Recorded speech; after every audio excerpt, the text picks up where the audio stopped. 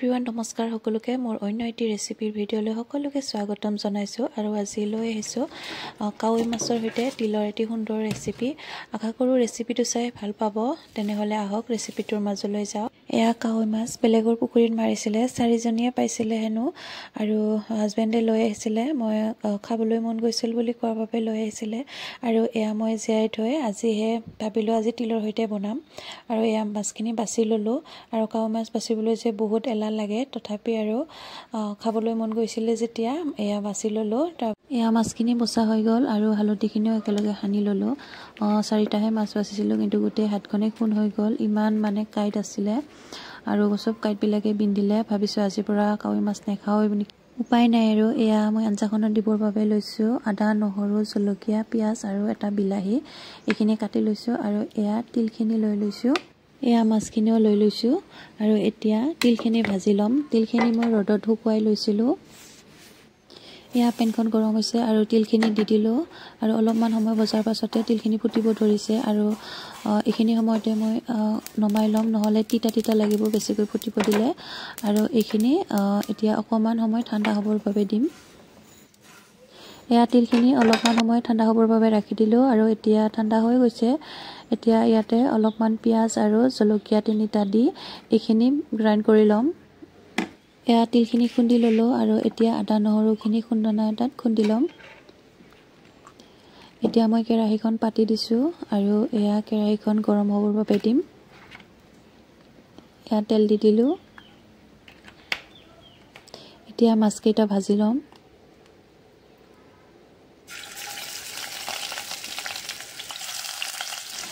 মোৰ ৰেচিপিৰ ভিডিঅ'সমূহ চাই কেনেকুৱা পাই জনাবচোন আৰু যিসকলে নতুনকৈ চাই আছে তেওঁলোকে শেষত লাইক এটা কৰিব আৰু চেনেলটো ছাবস্ক্ৰাইব কৰি ল'ব, তেতিয়াহে নতুন নতুন ৰেচিপিৰ ভিডিঅ'সমূহ পাই থাকিব। ভিডিঅ' এটাৰ আঁৰত বহুত কষ্ট জড়িত হৈ থাকে আৰু তেওঁলোকেহে গম পায়, যিসকলে ভিডিঅ' বনায় আৰু যিসকলে ৰেচিপিৰ ভিডিঅ' বনায় তেওঁলোকৰ বেছি কষ্ট হয়। এটা এটাকৈ চব বস্তু দিব লগা হয় আৰু বহুত টাইম লাগি যায়। গতিকে আপোনালোকে অলপমান ছাপোৰ্ট কৰিব যেন আমি আগুৱাই যাব পাৰোঁ। কথাখিনি কৈ থাকোঁতে মোৰ মাছ ভজা হৈয়ে গ'ল আৰু এয়া মাছ ভজা তেলখিনিতে মই জিৰা কেইটামান দি থৈছোঁ। জিৰাকেইটা ফুটাই ল'লোঁ আৰু এতিয়া পিঁয়াজখিনি ভালদৰে ভাজি ল'ম। অলপমান ৰঙচুৱা হোৱালৈকে পিঁয়াজখিনি ভাজি ল'ম। পিঁয়াজখিনি ভজা হৈ গ'ল। এতিয়া আদা নহৰুখিনি দি দিলোঁ। আদা নহৰুখিনি দি অকণমান সময় লৰাই ল'ম। তাৰপাছত ইয়াত তেলতে হালধিখিনি দি দিম। এয়া হালধিখিনি দি দিলোঁ। তিলৰ আঞ্জাখন আচলতে ক'লা হয়, গতিকে হালধি নিদিলেও হয়। মই তথাপি দি দিছোঁ আৰু দিলেও নিদিলেও একে ক'লাই হ'ব আঞ্জাখন। আৰু এতিয়া বিলাহীখিনি দি অকণমান ভাজি ল'ম। বিলাহীখিনি গ্ৰাইণ্ড কৰি ল'ব পাৰে, মই কাটি লৈছোঁ। এয়া বিলাহীখিনি দি দিলোঁ আৰু বিলাহীখিনি গুলি যোৱালৈকে ভাজি ল'ম। এয়া প্ৰায় 3-4 মিনিটমান সময় ভাজি ল'লোঁ আৰু গলি গৈছে বিলাহীখিনি। এতিয়া তিলখিনি দি দিম।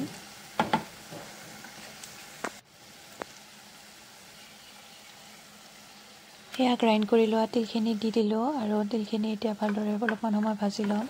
অলপমান মানে তিলখিনি প্ৰায় 5-6 মিনিটমান সময় ভাজি ল'ম। বাতিটোত লাগি আছিলে বাবে অলপমান অখালি দি দিছোঁ আৰু এতিয়া অলপমান সময় ভালদৰে লৰাই সিজিবলৈ দিম, প্ৰায় 6-7 মিনিটমান সময়।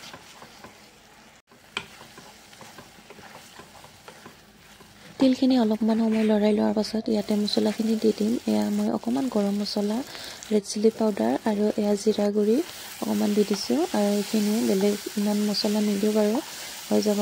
আৰু এইখিনি এতিয়া ভালকৈ লৰাই লৈছোঁ। এয়া লাগি ধৰাৰ নিচিনা হৈছে, গতিকে অকণমান জুইটো কমাই দিছোঁ আৰু ইয়াতে নিমখখিনি দি দিম একেলগে। এয়া সোৱাদ অনুযায়ী নিমখ দিলোঁ আৰু 2 মিনিটমান সময় লৰাই লৈছোঁ আৰু এতিয়া লাগি ধৰাৰ নিচিনা হৈছে, গতিকে পানী দি দিম। এয়া মই গৰম পানী দি দিলোঁ আৰু পানীটো আপোনালোকৰ জোখৰ মতে দিব। অলপমান ডাঠকৈ বিচাৰিলে আঞ্জাখন কমকৈ দিব আৰু পাতলকৈ বিচাৰিলে বেছিকৈ দিব।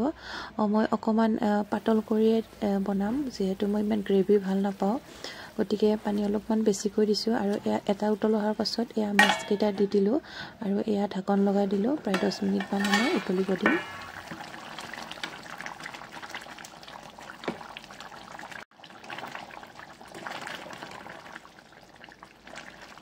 এয়া 10 মিনিটমান সময় হাই ফ্লেমত উতল অহাৰ পাছত আঞ্জাখন প্ৰায় হৈ গৈছে আৰু এতিয়া মই ধনিয়া পাত দি দিলোঁ আৰু 1 মিনিটমান পাছত আঞ্জাখন নমাই দিম।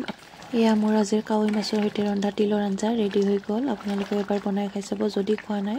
আৰু এনেও তিলৰ আঞ্জাখন খাই খুবেই ভাল লাগে, মাংসৰ লগতো ভাল লাগে আৰু মাছৰ লগতো। আৰু বিশেষকৈ কাৱৈ মাছ বুলি ক'লেতো আৰু কাৱৈ মাছ যিহেতু সোৱাদৰ মাছ হয়, গতিকে খুবেই ভাল লাগে। গতিকে আপোনালোকে এবাৰ বনাই খাই চাব আৰু মোৰ আজি ৰেচিপিটো চাই কেনেকুৱা পালে জনাব। ভাল লাগিলে লাইক কমেণ্ট শ্বেয়াৰ কৰিব। আৰু এয়া হৈছে আজি মোৰ দুপৰীয়াৰ থালখন, তিল আৰু মাছৰ আঞ্জা, লগতে মাছ ভাজি, তিলৰ চাটনি আৰু এয়া বন্ধাকবি মটৰ ভাজি, লগতে আছিলে চালাড, তিয়ঁহ আৰু পিঁয়াজৰ চালাড আৰু লগতে 2টা জলকীয়া। কেনেকুৱা লাগিছে জনাব। গতিকে আজিলৈ ইমানেই আছিলে। আকৌ লগ পাম নতুন এটা ৰেচিপিৰ সৈতে। ভিডিঅ'টি সম্পূৰ্ণকৈ চোৱাৰ বাবে আপোনালোকক বহুত বহুত ধন্যবাদ।